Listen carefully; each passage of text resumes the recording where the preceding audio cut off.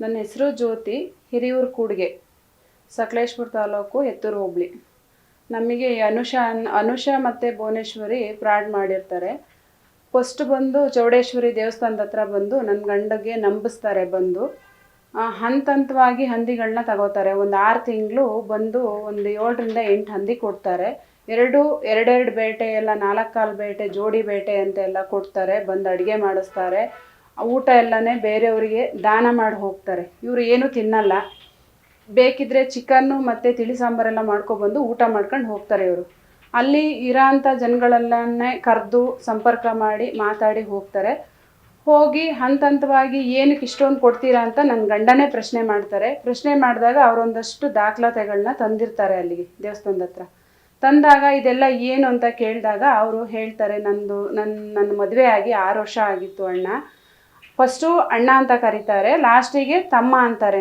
ನಾವು ಅವರು ಸಂದರ್ಶನ ಮಾಡಿ ಮಾತಾಡಿದ ಟೈಮಲ್ಲಿ ನನ್ನ ತಮ್ಮ ಸತೀಶ ಅಂತ ನನ್ನ ಜೊತೆ ಮಾತಾಡ್ತಾರೆ. ಆಮೇಲೆ ಮಾತಾಡಿದಾಗ ಇವ್ರು ಹೇಳ್ತಾರೆ, ಏನಾಗಿದೆ, ಏನು ವಿಷಯ ಅಂದಾಗ ನನ್ನ ಗಂಡ ಆಕ್ಸಿಡೆಂಟ್ ಆಗಿ ತೀರೋದ್ರು ಅಂತ ದೇವಸ್ಥಾನದ ಬಾಗಿಲಲ್ಲಿ ಹೇಳ್ತಾರೆ. ಇವರು ಏನಾಯಿತು ಯಾಕೆ ಅಂತ ಕೇಳಿದಾಗ, ಏನು ವಿಷಯಕ್ಕಾಗಿ ಇಷ್ಟೊಂದು ಹಂದಿ ಕೊಡ್ತಾ ಇದ್ದೀರಾ? ಪ್ರತಿ ಸರಿನೂ 2 ಅಂಗಡಿ ಇದ್ರೂ ನಮ್ಮ ಹತ್ರನೇ ಬಂದು ತಗೋತಾರೆ, ಬೇರೆ ಅಂಗಡಿಗೆ ಹೋಗಲ್ಲ. ಅಲ್ಲಿ ಬಂದಾಗ ಇವರು ಹತ್ರ ಆಯಿತು ಬರಬೇಕು. ಹಿಂದಿನ ದಿನವೇ ಫೋನ್ ಮಾಡ್ತಾಯಿದ್ರು, ನಾಳೆ ಬರ್ತೀವಿ ಅಣ್ಣ ಅಂತ ಫೋನ್ ಮಾಡೋರು. ಆಯಿತು ಸರಿ ಬನ್ನಿ ಅಂತ ಅಡುಗೆ ಎಲ್ಲ ಮಾಡಿಸ್ಕೊಡ್ತಾ ಇದ್ವಿ. ಮಾಡಿಸ್ಕೊಟ್ಟಾಗ ಇವ್ರು ಹೇಳ್ತಾರೆ, ನನ್ನ ಗಂಡನ ಜಮೀನು 6 ವರ್ಷ ಆಯಿತು ನನ್ನ ಮದುವೆ ಆಗಿ, ನಾನು ಕನ್ಸೀವೂ ಆಗಿದ್ದೆ. ನಾನು ಕನ್ಸೀವ್ ಆದ ಟೈಮಲ್ಲಿ ನನ್ನ ಗಂಡ ಹೇಳಿದ್ರು, ನಾವಿಬ್ಬರು ಎಂಜಾಯ್ ಮಾಡೋಕ್ಕಾಗಲ್ಲ, ಮಗು ಬೇಡ ಅಂತ ನನಗೆ ಅಬಾರ್ಷನ್ನು ಮಾಡಿಸಿರ್ತಾರೆ. ಹಾಗಾಗಿ ನನಗೆ ಯಾವುದೇ ಥರ ಓಲ್ಡು ಇರಲ್ಲ. ಈ ಥರ ಜಮೀನಿದೆ, ಅದು ನನ್ನ ಅಕ್ಕ ತಂಗಿಯರಿಗೆ ನಂದು ಜಮೀನು, ನನ್ನ ತಮ್ಮಂದು ನಮಗೆ ಬೇಕು ಅಂತ ಹೇಳಿಬಿಟ್ಟು ಮುಂದೆ ಬರ್ತಾ ಇದ್ದಾರೆ ಇವರು. ಅದು ನನ್ನ ಅತ್ತೆ ಮಾವನ ಜಮೀನಲ್ಲ, ಇದು ನನ್ನ ಗಂಡಂದು ಸ್ವಯಾರ್ಜಿತ ಜಮೀನು ಅಂತ ಹೇಳ್ತಾಳೆ. ಅವರಿಗೆ ನಂಬಿಸ್ತಾಳೆ. ಅವ್ರಿಗೆ ಹೇಳ್ತಾಳೆ, ವಿರಾಜಪೇಟೆಯಲ್ಲಿ ನಂದೊಂದು ಹೋಮ್ ಸ್ಟೇ ಇತ್ತು. ಆ ಹೋಮ್ ಸ್ಟೇ ನನ್ನ ಗಂಡ ಸಾಯೋದು 1 ವಾರ ಇದ್ದಂಗೆ 80 ಲಕ್ಷಕ್ಕೆ ನಾವು ವ್ಯಾಪಾರ ಮಾಡ್ಕೊಂಡಿದ್ವಿ, ಬೇರೆ ಕಡೆ ಮಾಡೋಕ್ಕಿದ್ವಿ. ಮತ್ತು ನನಗೆ ಬೆಂಗಳೂರಲ್ಲೊಂದು ಫ್ಯಾಕ್ಟ್ರಿ ಇದೆ, ಹೈದ್ರಾಬಾದಲ್ಲಿ ಸಪೋಟ ತೋಟ ಇದೆ, ಎಲ್ಲ ಕಡೆನೂ ಹೇಳ್ತಾ ಬರ್ತಾಳೆ. ಇವರು ನಂಬಿರ್ತಾರೆ, ನಮ್ಮ ಮನೆಯವ್ರು ನಂಬಿರ್ತಾರೆ. ನಂಬಿ ಫಸ್ಟು ಸ್ಟಾರ್ಟಿಂಗ್ 5,000 ಕೇಳ್ತಾಳೆ ಅವಳು. ಕೇಸಿಗೆ ಅಂತೇಳಿ ಓಡಾಡೋಕ್ಕೂ ಇಲ್ಲ, ನನ್ನದೊಂದು ಆಧಾರ್ ಕಾರ್ಡು ಸಮೇತ ಇಲ್ಲ, ಎಲ್ಲ ಬ್ಯಾಂಕಿಗೆ ಹೋಗಿದೆ. ಬ್ಯಾಂಕಿಂದ ಏನು ದಾಖಲಾತಿ ಎಲ್ಲ ಸೀಜ್ ಮಾಡಿದ್ದಾರೆ. ಇನ್ಕಮ್ ಟ್ಯಾಕ್ಸ್ ಅವರು ಇದ್ದಿದ್ದು 80 ಲಕ್ಷ ದುಡ್ಡನ್ನು ಸೀಜ್ ಮಾಡಿದ್ದಾರೆ ಅಂತ. ಅಲ್ಲಿ ಇವರು ಹೆಲ್ಪಿಗೆ ಅಂತ 5,000 ಕೊಡ್ತಾರೆ. 5,000 ಕೊಟ್ಟು ನಂತರ ಇವಳು ಹಂತವಾಗಿ ಕೇಸ್ ಬಗ್ಗೆ ಮಾತಾಡ್ತಾ ಹೋಗ್ತಾಳೆ. ಹೋಗ್ತಾ ನಂಬಿಸ್ತಾ ಬರ್ತಾಳೆ. ಬಂದಾಗ ನನ್ನ ಗಂಡನ ಹತ್ರ ನನಗೆ ಗೊತ್ತಿರಲ್ಲ, ನನಗೆ ಇವರು ದುಡ್ಡು ಕೊಟ್ಟಿರೋದು ಗೊತ್ತಿರಲ್ಲ. ನನಗೆ ಅಕೌಂಟಲ್ಲಿರೋ ದುಡ್ಡೆಲ್ಲ ಕೊಡ್ತಾ ಬರ್ತಾರೆ. ಕೊಡ್ತಾ ಬಂದ ಕೈ ಕ್ಯಾಶು ಮಾಗಲ ಸೇತುವೆ ಹತ್ರ ಕೊಡ್ತಾರೆ.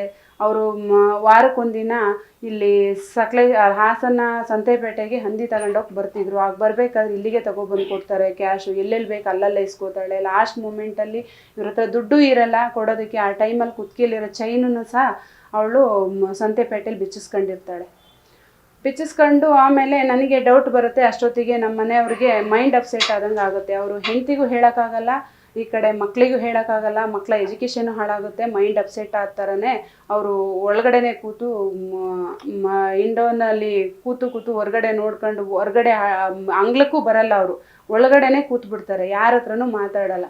ಫುಲ್ ಅಪ್ಸೆಟ್ ಆಗ್ತಾರೆ. ಆ ಟೈಮಲ್ಲಿ ನಾನೇನು ಮಾಡ್ತೀನಿ, ಮಂಗಳೂರಿಗೆ ಹಾಸ್ಪಿಟ್ಲಿಗೆ ಕರ್ಕೊಂಡು ಹೋಗ್ತೀನಿ, ಅಲ್ಲೇ ಅಡ್ಮಿಟ್ ಮಾಡಿರ್ತೀನಿ. ಅಲ್ಲಿಂದ ಬಂದ್ರೂ ಸರಿಯಾಗಲ್ಲ, ಓವರ್ ಡ್ರಿಂಕ್ಸ್ ಮಾಡ್ತಾರೆ. ಆಮೇಲೆ ಫುಲ್ ಇನ್ನೂ ತಲೆ ಕೆಟ್ಟು ಹೋಗುತ್ತೆ ಅವರಿಗೆ. ದುಡ್ಡು ಕೊಡೋಕ್ಕಾಗಲ್ಲ. ಇವರು ಹೊರಗಡೆ ಓದ್ತಾ ಎಲ್ಲ ಇವ್ರ ಫ್ರೆಂಡ್ಸರ ಹತ್ರ ಎಲ್ಲರ ಹತ್ರನೂ ಸಾಲ ಮಾಡಿರ್ತಾರೆ. ಅವರೆಲ್ಲ ನನಗೆ ಫೋನ್ ಮಾಡ್ತಾರೆ, ನನಗೆ ಹಿಂಸೆ ಕೊಡ್ತಾರೆ. ಅವ್ರಿಗೆಲ್ಲ ನಾನು ಹೇಳ್ತಾ ಇರ್ತೀನಿ, ಇಂಟ್ರೆಸ್ಟ್ ಅಂತೂ ನನಗೆ ಕೊಡೋಕ್ಕಾಗಲ್ಲ, ದಯವಿಟ್ಟು ನಿಮ್ಮ ದುಡ್ಡು ತಿನ್ನಲ್ಲ, ಆದರೆ ನನ್ನ ಗಂಡಗೆ ಹುಷಾರಿಲ್ಲ, ಯಾರು ದಯವಿಟ್ಟು ಫೋನ್ ಮಾಡಬೇಡಿ ಅವ್ರಿಗೆ ಅಂತ. ಅವ್ರ ಇದ್ದಂಥ ಸಿಮ್ಮನ್ನು ಸಹ ನನ್ನನ್ನು ಇಟ್ಕೊಂಡಿರ್ತೀನಿ. ಅವರಿಗೆ ಸಿಮ್ಮೇ ಕೊಡಿಸಲ್ಲ, ಫೋನು ಕೊಡಿಸಲ್ಲ, ಅವ್ರಿಗೇನು ತಲೆ ಬಿಸಿನೇ ಕೊಡಲ್ಲ. ಬಿಸ್ನೆಸ್ಸಿಗೂ ಅವ್ರಿಗೆ ಏನಕ್ಕೂ ಮುಂದೆ ಬಿಟ್ಟಿರಲ್ಲ. ಅವ್ರನ್ನ ಎಲ್ಲದೂ ನಾನು ಜವಾಬ್ದಾರಿ ವಹಿಸ್ಕೊಂಡಿರ್ತೀನಿ. ನಂತರ ಮತ್ತೆ ಅವರು ಕ್ಲಿಯರ್ ಆಗೋದೇ ಇಲ್ಲ, ಅವ್ರ ಮೈಂಡು ಕ್ಲಿಯರ್ ಆಗೋದೇ ಇಲ್ಲ, ತುಂಬ ಡ್ರಿಂಕ್ಸ್ ಮಾಡ್ತಾ ಇರ್ತಾರೆ. ಆ ಟೈಮಲ್ಲಿ ಶಿವಮೊಗ್ಗಕ್ಕೆ ಕರ್ಕೊಂಡೋಗಿ ಫುಲ್ ಅಪ್ಸೆಟ್ ಆಗಿರುತ್ತೆ. ಮತ್ತು ಒಳಗಡೆ ಒಂದಿನ ಬಿದ್ದುಬಿಡ್ತಾರೆ, ಮೂಗಲ್ ಬಾಯಲ್ಲಿ ರಕ್ತ ಬಂದುಬಿಡುತ್ತೆ, ಬಿದ್ದುಬಿಡ್ತಾರೆ. ಆವಾಗ ಅವರಿಗೆ ಸ್ಲೋ ಆಗಿ ಸ್ಟ್ರೋಕ್ ಆಗಿರುತ್ತೆ. ನಾನು ಶಿವಮೊಗ್ಗದಲ್ಲಿ ಅಡ್ಮಿಟ್ ಮಾಡ್ತೀನಿ. ಅಲ್ಲೂ ಒಂದು 9 ತಿಂಗಳು ಟ್ರೀಟ್ಮೆಂಟ್ ಕೊಡಿಸ್ತೀನಿ ಅವ್ರಿಗೆ. ಅಲ್ಲಿಂದ ಬಂದು ಒಂದು 3 ತಿಂಗಳು ಚೆನ್ನಾಗಿರ್ತಾರೆ, ಮತ್ತೆ ಅವ್ರಿಗೆ ಹುಷಾರಿರಲ್ಲ. ಈ ಕಡೆ ಅಮೌಂಟಿನ ಬಗ್ಗೆ ತಲೆ ಕೆಡಿಸ್ಕೊಬೇಡಿ, ನಾವು ಇದೀವಿ, ಸಾಲ ತೀರಿಸ್ತೀವಿ, ನೀವು ಆರಾಮಾಗಿರಬೇಕು ಅಂತ ಹೇಳ್ಬಿಟ್ಟು ಇವ್ರಿಗೆ ಯಾವುದೇ ಥರ ಟೆನ್ಷನ್ ಕೊಡಲ್ಲ. ಏನಾಯಿತು ಅಂತಲೂ ಕೇಳಲ್ಲ ಅವರಿಗೆ. ನಾನು ಏನು ಮಾಡಿದ್ದೀನಿ, ದುಡ್ಡು ಎಷ್ಟು ಹಾಕಿದ್ದೀನಿ ಅಂತಲೂ ಅವ್ರ ಮೈಂಡಲ್ಲಿ ಇರಲ್ಲ. ಆವಾಗ ನಾನೇನು ಮಾಡ್ತೀನಿ, ಇವರು ಮಲ್ಲಿಕ್ ಅವರು ವ್ಯವಹಾರ ಮಾಡ್ತಾ ಇರ್ತಾರೆ, ಈ ಅಮ್ಮನ ಜೊತೆ ವ್ಯವಹಾರ ಮಾಡ್ತಾ ಇರ್ತಾರೆ. ಇವ್ರ ಹತ್ರ ನಾವು ಮಾತಾಡ್ಕೋತಾ ಇರ್ತೀವಿ. ಅವ್ರಿಗೇನು ವಿಷಯ ಹೇಳಲ್ಲ ಸತೀಶನ್ಗೆ, ಇವತ್ತು ಬರುತ್ತೆ ನಾಳೆ ಬರುತ್ತೆ ಹಿಂಗೆ ಹೇಳ್ತಾ ಇರ್ತಾರೆ. ನನ್ನ ಮಗನ ಕಡೆಯಿಂದನೂ ನಮ್ಮ ಜೊತೆನೂ ಮಾತಾಡಿ ಅವಳು ನನ್ನ ಮಗನ ಕಡೆಯಿಂದನೂ ದುಡ್ಡು ಹಾಕಿಸ್ಕೋತಾಳೆ, ನನ್ನ ಕಡೆಯೂ ದುಡ್ಡು ಹಾಕಿಸ್ಕೋತಾಳೆ. ಮತ್ತು ಸಾಕಷ್ಟು ದೇವಸ್ಥಾನಕ್ಕೆ ನಮ್ಮನ್ನು ಕಳಿಸ್ಕೊಟ್ಟಿರ್ತಾಳೆ. ಅಲ್ಲಿ ಕೇಳಿ, ಆ ದೇವಸ್ಥಾನದಲ್ಲಿ ಕೇಳಿ ಏನು ಹೇಳ್ತಾರೆ, ನನ್ನ ಗ್ರಾಚಾರ ಸರಿ ಇಲ್ಲ ಹಾಗೆ ಹೀಗೆ ಅಂತೆಲ್ಲ ಹೇಳ್ತಾಳೆ. ನಾವು ಹೋದಂಥ ದೇವಸ್ಥಾನಗಳಲ್ಲೂ ಸಮೇತ ನಮಗೆ ಮೋಸ ಆಗಿರುತ್ತೆ. ಇವತ್ತಾಗುತ್ತೆ ನಾಳೆ ಆಗುತ್ತೆ ಅಂತ ಮೋಸ ಆಗಿರುತ್ತೆ. ಇದು ದೇವಸ್ಥಾನದಿಂದ ಸ್ಟಾರ್ಟ್ ಆಗಿದ್ದು ಮತ್ತು ದೇವಸ್ಥಾನದಿಂದನೇ ಎಂಡಿಂಗ್ ಆಗುತ್ತೆ. ಆದರೆ ಆಮೇಲೆ ನಾವು ಹುಷಾರಿಲ್ದಿದ್ದಾಗ ಆಮೇಲೆ ನಮ್ಮನೆಯವರು ತುಂಬ ಅದೇ ಥರದಲ್ಲಿ ಇರ್ತಾರೆ, ಹುಷಾರಿರಲ್ಲ. ಬೆಂಗಳೂರಲ್ಲಿ ತಗೊಂಡೋಗಿ ಅಡ್ಮಿಟ್ ಮಾಡ್ತೀನಿ, ಅಲ್ಲೂ 3 ತಿಂಗಳು ಬಿಟ್ಟಿರ್ತೀನಿ. ಅವರು ಇವತ್ತು ಸಹ ಏನು ಮುಂದೆ ಬಂದು ಮಾತಾಡೋ ಸ್ಥಿತಿಗತಿಲಿಲ್ಲ. ಆದರೆ ಇದೊಂದು ಲೇಡೀಸ್ ಆಗಿ ಇವ್ರ ಹಿಂದೆ ಏನಿದೆ, ಇವ್ರ ಜಾಲ ಏನಿದೆ ಅದೆಲ್ಲ ದಯವಿಟ್ಟು ನಮಗೆ ಮುಂದೆ ಬಂದು ನಮಗೆ ಎಲ್ಲನೂ ನಮಗೆ ಬಗೆಹರಿಸ್ಕೊಡ್ಬೇಕು ಅಂತ ನಾವು ಕೇಳ್ಕೊತೀವಿ. ನಿಮ್ಮ ಯಜಮಾನರು ಅಂದರೆ ಸತೀಶ್ ಅವರು ಎಷ್ಟು ಹಣ ಕಳ್ಕೊಂಡಿದ್ದಾರೆ? ಸತೀಶ್ ಅವರು ಟೋಟಲ್ 34 ಲಕ್ಷ ನಮ್ಮದು ಅಮೌಂಟ್ ಹೋಗಿರೋದು. ಆದರೆ ನನ್ನ ಮಗನ ಕಡೆಯಿಂದ ಒಂದು 1,70,000 ರೂಪಾಯಿ ಫೋನ್ಪೇ ಆಗಿದೆ. ಮತ್ತು ಅದಕ್ಕಿಂತ ಮುಂಚೆನೇ ಅವರು ಫೋನ್ಪೇ ದೇವರಾಜಣ್ಣವ್ರ ಅಕೌಂಟಿಗೆ ಒಂದು 9 ಲಕ್ಷ ಹಾಕ್ಸಿರ್ತಾರೆ. ಇನ್ನು ಬಾಕಿ ಅಂಥದ್ದೆಲ್ಲ ಕೈ ಕ್ಯಾಶು. ನೀವು ಕೂಡ ಒಬ್ರು ಲೇಡೀಸ್ ಆಗಿ ಆ ಲೇಡೀಸ್ನ ಚಲನವಲನಗಳು, ಅವಳ ಮಾತುಕತೆಗಳು ಅನುಮಾನ ಏನು ಬರಲಿಲ್ವಾ ನಿಮಗೆ? ಅನುಮಾನ ಬಂದಿರುತ್ತೆ ನನಗೆ, ತುಂಬ ಸರಿ ಅನುಮಾನ ಹೆಚ್ಚಿನ ಸಂಪರ್ಕದಲ್ಲಿ ಇರಲ್ಲ, ನನ್ನ ಜೊತೆ ಹೆಚ್ಚಿನ ಸಂಪರ್ಕದಲ್ಲಿ ಇರಲ್ಲ ಅವಳು. ಮತ್ತು ಅವಳು ಏನು ಹೇಳ್ತಾಳೆ ಅಂದರೆ, ನನ್ನ ಗಂಡುಗೆ ಈ ಥರ ಹುಷಾರಿಲ್ಲ ಅಂದ ಟೈಮಲ್ಲಿ ಹೇಳ್ತಾಳೆ, ಮಲ್ಲಿಕವ್ರ ಹತ್ರ ಹೇಳ್ತಾರೆ, ಸತೀಶ್ ನನಗೆ ನೈಟೆಲ್ಲ ಕಾಲ್ ಮಾಡ್ತಾರೆ, ನನಗೆ ಕಿರಿಕಿರಿ ಆಗುತ್ತೆ, ನನ್ನ ಮನೆಯಲ್ಲಿ ನನ್ನ ತಂಗಿ ಗಂಡ ಇರ್ತಾನೆ, ಯಾರ ಹತ್ರ ಮಾತಾಡ್ತೀಯ ಅಂತ ಪ್ರಶ್ನೆ ಮಾಡ್ತಾನೆ, ಅವಾಗ ನನ್ನ ಕಿರಿಕಿರಿ ಆಗುತ್ತೆ ಅಂತ ಹೇಳ್ತಾಳೆ. ನನಗೆ ಹಿಂಸೆ ಆಗುತ್ತೆ, ನಾನು ಹಾರ್ಟ್ ಪೇಷೆಂಟು, ನನಗೆ ನೈಟೆಲ್ಲ ನಿದ್ರೆ ಮಾಡೋಕ್ಕಾಗಲ್ಲ, ಟ್ಯಾಬ್ಲೆಟ್ ಕುಡ್ದು ನಾನು ಮಲಗಬೇಕು ನಾನು, ಆ ಥರ ಎಲ್ಲ ಹೇಳ್ತಾಳೆ. ಆವಾಗ ನಮ್ಮ ಫ್ಯಾಮಿಲಿ ಒಳಗಡೆ ನನ್ನ 2 ಮಕ್ಕಳು, ನಮ್ಮ ಗಂಡ ಹೆಂಡತಿಯಿಂದ ಟೋಟಲ್ 5 ಸಿಮ್ ಇರುತ್ತೆ ನಮ್ಮದು. 5 ಸಿಮ್ಮನ್ನು ನಮ್ಮದು ಬ್ಯಾಕ್ ಲಿಸ್ಟಿಗೆ ಹಾಕ್ತಾಳೆ. ನಮ್ಮ ಫೋನ್ ಯಾವುದೂ ತೆಗಿಯಲ್ಲ. ಆಮೇಲೆ ಮಲ್ಲಿಕ್ ಅವ್ರ ಹತ್ರ ಫೋನ್ ಮಾಡಿ ಇವಳಿಗೆ ಬೇಕು ಅಂದಾಗ ಸತೀಶನ್ ಮಿಸ್ಸಸ್ಸಿಗೆ ಹೇಳಿ ಎಷ್ಟಾರು ಆಗಲಿ ದುಡ್ಡು ಕೊಡಲಿ, ಎಷ್ಟಾರು ಇಂಟ್ರೆಸ್ಟಿಗೆ ತಗೊಬರಲಿ ಕೊಡಲಿ, ಇನ್ನೆಲ್ಲ ಮುಗೀತಾ ಇದೆ, ನಂದೆಲ್ಲ ಮುಗೀತು, ಇನ್ನು ಡೇಟ್ ಕೊಡ್ತಾ ಬರ್ತಾಳೆ ಅವಳು. ಡೇಟ್ ಕೊಡ್ತಾ ಈ ಡೇಟಿಗೆ ಆಗುತ್ತೆ, ಆ ಡೇಟಿಗೆ ಆಗುತ್ತೆ ಅಂತ ಡೇಟ್ ಕೊಡ್ತಾ ಬರ್ತಾಳೆ. ನಿಮ್ಮ ಮತ್ತೆ ಅವರ ಗುಂಪಿತ್ತಲ್ಲ, ಜಲದ ಗುಂಪು ಮತ್ತೆ ಆ ಊರಿನ ಮಹಿಳೆಯ ಸಂಪರ್ಕ ಹೆಂಗಿತ್ತು? ಆ ಮಹಿಳೆ ಬಂದಾಗಲ್ಲನ ಅವ್ರ ಜೊತೆ ಅವ್ರು ಬರ್ತಾ ಇದ್ರು ಹೋಗ್ತಾ ಇದ್ರು ಅಂತ ಹೇಳ್ತಿದಾರಲ್ಲ ನೀವು, ನಿಮ್ಮ ಅವರ ಬಾಂಧವ್ಯ ಹೆಂಗಿತ್ತು ಅಂತ? ಚೆನ್ನಾಗೇ ಇತ್ತು. ಬಂದಾಗೆಲ್ಲ ಬನ್ನಿ, ನೀವು ಸರ್ಕಲಿಗೆ ಬಂದ್ರು ಬನ್ನಿ, ಮನೆಗೂ ಬರ್ತಾ ಇದ್ಲು, ಮನೆಗೂ ಬಂದು ಊಟ ತಿಂಡಿ ಮಾಡ್ತಾ ಇದ್ಲು, ಹಾಲು ಮೊಸರು ಎಲ್ಲ ತಗೊಂಡು ಹೋಗ್ತಾ ಇದ್ಲು, ತೆಂಗಿನಕಾಯಿ ಸಮೇತ ತಗೊಂಡು ಹೋಗ್ತಾ ಇದ್ಲು.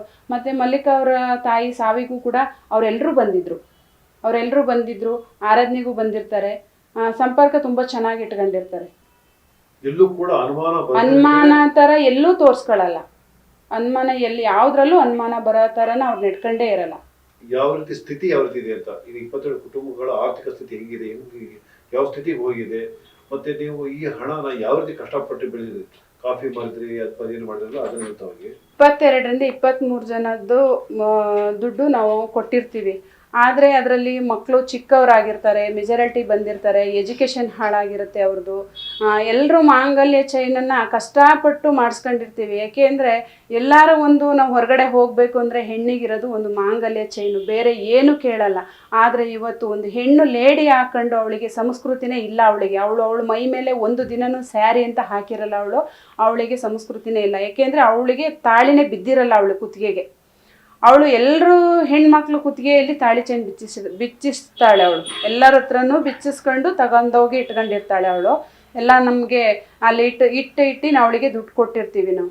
ಆದರೆ ಇವಳೊಂದು ಹೆಣ್ಣಾಗಿ ಇಷ್ಟೊಂದೆಲ್ಲ ನಮಗೆ ಮಾಡಿದಾಳೆ. ಆದರೆ ಇವಳನ್ನ ಇದೇ ಥರ ಇವಳನ್ನ ಬಿಟ್ಟು ಇವಳು ಏನು ಜಾಲ ಇದೆ ಇದನ್ನು ಮುಂದೆ ಹರಿಸ್ಕೊಂಡು ಹೋದರೆ ಇವತ್ತು ನಮ್ಮ ಹಾಸನ ಜಿಲ್ಲೆ ಒಳಗಡೆ ಎಲ್ಲರನ್ನೂ ಮುಗಿಸಿದಾಳೆ. ನಮ್ಮ 22 ಜನ ಮುಗಿಸಿದಾಳೆ. ಇನ್ನು ಮುಂದೆ ಇವಳನ್ನ ಇದೇ ಥರ ಬೆಳೆಯೋಕ್ಕೆ ಮುಟ್ಕೊಂಡು ಹೋದರೆ ಇಡೀ ಕರ್ನಾಟಕ ನುಂಗ್ತಾಳೆ. ಸಾಕಷ್ಟು ನಮಗೆ ಅಧಿಕಾರಿಗಳೇ ಆಗಲಿ ಮತ್ತೊಬ್ಬರಾಗಲಿ ಇದನ್ನೇನು ಮಾಧ್ಯಮದಲ್ಲಿ ಏನು ನೋಡ್ತೀರಾ, ಪೇಪರ್ಗಳಾಗಲಿ ಎಲ್ಲ ಕಡೆನೂ ನೋಡ್ತೀರಾ, ಯಾರ್ಯಾರಿಗೆ ಅನ್ಯಾಯ ಆಗಿದೆ ಎಲ್ಲ ಮುಂದೆ ಬಂದು ಸಹಕರಿಸಿ ಅಂತ ನಾನು ಕೇಳ್ಕೊತೀನಿ. ಮತ್ತು SP ಮೇಡಮ್ಗೂ ಅಷ್ಟೇ ನಾನು ಅವ್ರಿಗೆ ಕೇಳೋದು ಅಷ್ಟೇ, ನಾವೊಂದು ಹೆಣ್ಮಕ್ಳಾಗಿ ನಾವು ಅವತ್ತು ಬಂದಿನೂ ಅಷ್ಟೇ ಅವ್ರಿಗೆ ಕಾಲಿಗೆ ಬಿದ್ದು ಕೇಳ್ಕೊಂಡಿದ್ದೀವಿ, ನಮಗೆ ಸಹಾಯ ಮಾಡಿ ಅಂತ ಕೇಳ್ತೀವಿ ನಾವು.